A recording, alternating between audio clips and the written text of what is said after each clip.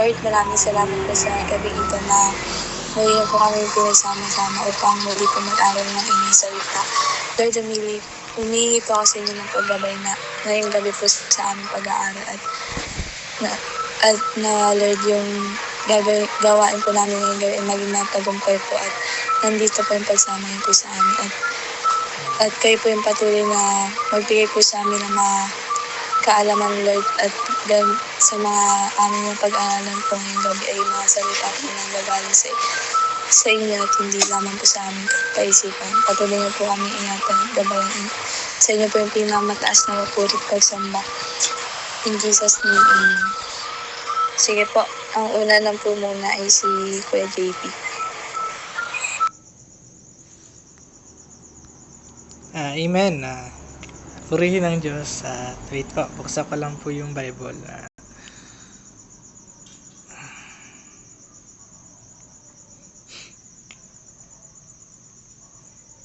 So dito na po tayo ngayon sa Exodus chapter 25 at ito po ay patungkol sa mga paghahandog sa toldang tipanan at yung sa pagko-construct po nung kahon ng kasunduan at yung paggagawa rin ho nung mesa na pinaglalagyan ng tinapay at yung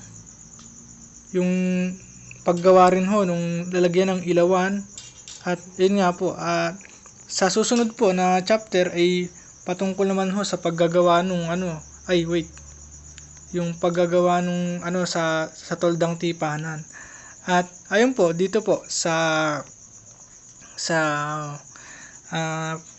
chapter na ito napaka detalyado po ng mga instructions ng ating Panginoon patungkol ho sa mga dapat gawin sa paghahandog ng sa toldang tipanan at pati na rin ho sa construction, pati yung mga sukat ay napaka-precise at ayun, at yung mga detalye ay kailangan ilalagay talaga na 'di ba may mga dekorasyon na mga bulaklak tapos lalagyan din ho nung dalawang kerubin at ayun at ang aking pong ibabahagi yun nga pong yung sa Exodus chapter 25 verse 9 tsaka verse 40 at basahin ho natin ipagawa mo ang toldang sambahan at ang mga kagamitan dito ayon sa eksaktong tuntunin na sinabi ko sa iyo at yung isa naman po ay siguraduhin mong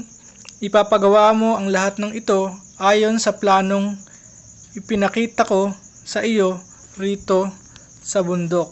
At yung isa pa ho, yung kailangang ipatayo mo ang toldang sambahan ayon sa planong sinabi ko sa iyo rito sa bundok. At ayun, ipinakita ho na so hindi lang naman po sa mga instrumento, sa mga kagamitan sa mga sa toldang tipanan, pati na rin po sa mga lahat ho ng mga pinapagawa sa atin ng Panginoon. Lahat ho ay precise po ang itinuturo sa atin ng Panginoon. At yun, isa pong naalala ko sa pagsunod ho, napaka-importante na lagi nating sundin kung ano po yung eksaktong ipinapagawa sa atin. Yung kahit na meron tayong naiisip na mas madaling paraan, mas maalwan, yung sa tingin natin na kasi parang para mas magaan sa ating gawin, hindi, dapat po nating sundin kung ano po yung nararapat, kung ano yung instruction sa atin. At ayun, kung hindi natin gagawing sundin yun, yung eksaktong instruction sa atin ng Panginoon, ayun din kahit na sundin natin yun pero hindi naman natin sinunod ng maayos, ay lumalabas na sumuway din tayo sa sa pinag-uutos sa atin. Kaya po napakahalaga na lagi tayong maging attentive sa lahat ho ng pinapagawa sa atin, kahit po nung ating mga pastor na kailangan sundin ho natin yung mga ganun. Although sa akin meron po talagang struggle sa aking sarili na gano'n na minsan nakakaisip ako na mas maalwan na gawin sa mga ipinapagawa sa akin. At ayun na yun talagang may mga pagkakataon na gano'n kasi alam ko parang mas maano siya, mas secured gamit, pero napakahalaga pa rin po talaga ng pagsunod kung ano po yung eksaktong ipinapagawa sa atin na ganun nga po na para po kagaya ho sa pagmamanage ng palayan na ganun na ako po ay nag-i-instruct din sa aking mga tauhan kung ano po yung kailangang gawin sa sa palayan na although mag-uutos ako ng bagay na parang hindi siya parang mali baga, pero napakahalaga ho ng pagsunod kasi ganun nga po kung ang isang tauhan ay magiging masunurin sa kanyang amo, mag-fail man po yung pinagawa sa kanya nung kanyang amo, ay ayun, wala siyang hindi ko magagawang sisihin yung pong aking tauhan kasi ako po yung nagdesisyon, sumunod lamang po yung tauhan. At syempre bilang isang amo o ko rin ho na sa karanasan ko, kasi meron din akong isa pang tauhan na talagang gusto niya yung pinakamadaling paraan sa pagtatrabaho, at ayun nangyayari nagiging hindi maganda yung kinalalabasan ng yung nagiging outcome ng trabaho, at ayun humahantong sa bumababa yung ani, nagiging hindi maganda yung kinakahinatnan. At ayun, syempre sa part ko bilang na-realize ko rin po yung nararamdaman ng ating Panginoon sa tuwing panahon na mag-uutos siya sa atin ng isang napakadetalyadong instruction at hindi natin gawin yun. Syempre masama po yung loob ko pagka ganun na hindi nasunod yung aking ipinapagawa na ganun nga po. At ganun din po yung Panginoon na talagang nasasaktan din ho yung Panginoon pagka po hindi ho natin sinusunod ng maayos yung pinapagawa ng Panginoon sa atin. At syempre yung dapat talaga pag ang Panginoon ay nagpagawa ng isang bagay na napaka-detalyado, dapat lang ho nating sundin yung pinakamabuti. Kasi Panginoon ho yun ang Panginoon ho natin ay hindi nagkakamali. Na kahit na makaisip tayo ng parang mas okay na gawin, pero hindi. Wala tayong karapatan na magmungkahi sa Panginoon kung ano ba ang mas maganda, kasi hindi ho natin maaarok ang kaisipan ng ating Panginoon. At sa bandang huli, kung hindi man tayo makasunod na maayos, makikita ho natin yung consequences ng ating pagsuway. At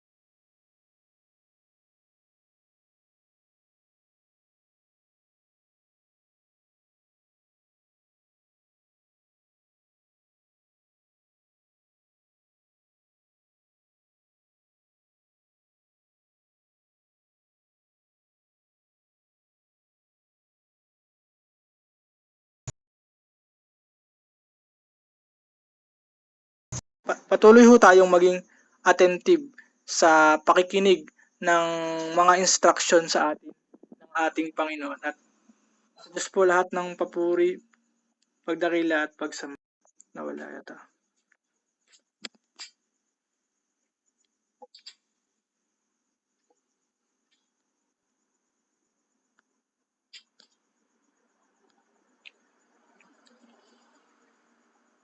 Hello po, naputol po pala, yun yung signal. Ano, saan po ako naputol? Patapos na rin naman po.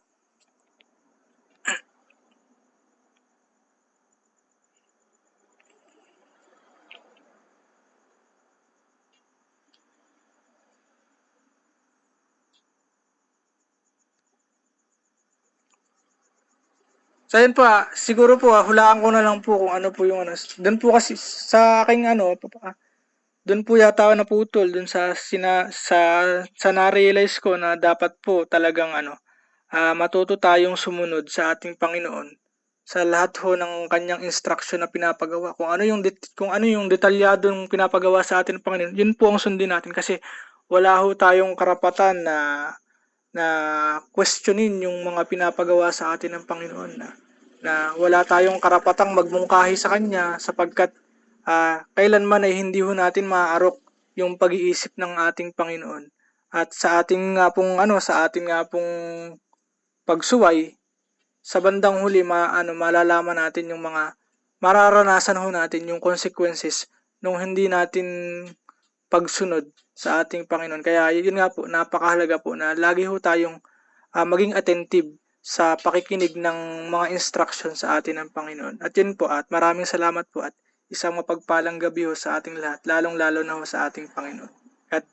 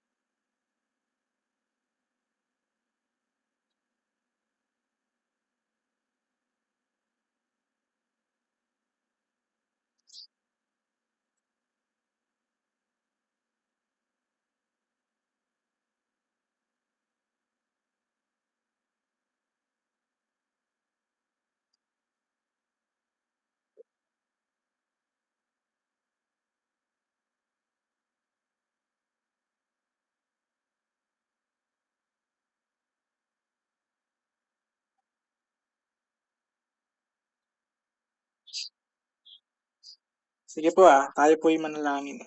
Hallelujah, Jesus, Lord. Nakapangyarihan sa lahat, Lord.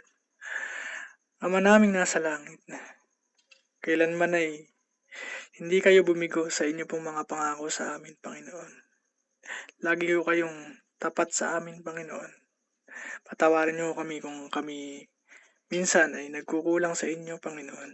Maging po sa aming kapwa, Panginoon, Lord. Patawarin niyo kami sa lahat ng mga aming pagkakasala, Panginoon, Lord. Salamat po sa gabing ito, sa patuloy niyong pagsama sa amin, sa pangunguna sa amin, Panginoon, Lord. Salamat po sa mga kapahayagang naibahagi ng bawat isa na mga mensaheng nagmula sa inyo, Panginoon. Nawa po'y tumimo ang lahat ng ito sa aming puso't isipan, Lord, na maging attentive ho kami sa inyo, Panginoon, sa pangungusap ho ng inyong banal na Espiritu, para malaman ho namin kung ano po ba talaga yung napakagandang plano nyo sa buhay ng bawat isa.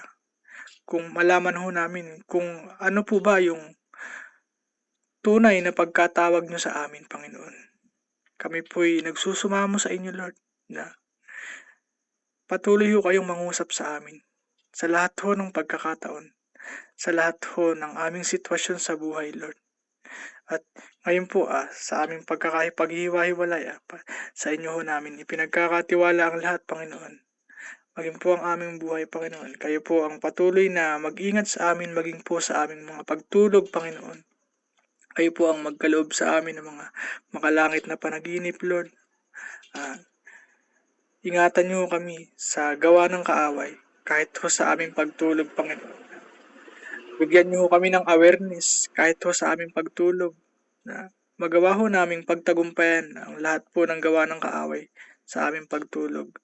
At magawa nawa po ay gisingin niyo rin kami sa oras niyo, Panginoon, para kami makapag-aral ng maayos, Panginoon, at makapanalangin sa inyo, Panginoon, at makipag-ugnayan sa inyo, Panginoon, sapagkat talagang napatunayan namin na talagang ang oras nyo ang pinakamabisang oras para makapangusap po kayo sa amin ng lubusan, Panginoon. Ganun nga po, Panginoon. At ngayon po ang lahat pong ito ay aming dalangin na may papasalamat sa tanging pangalan ni Jesus. Amen. God bless po.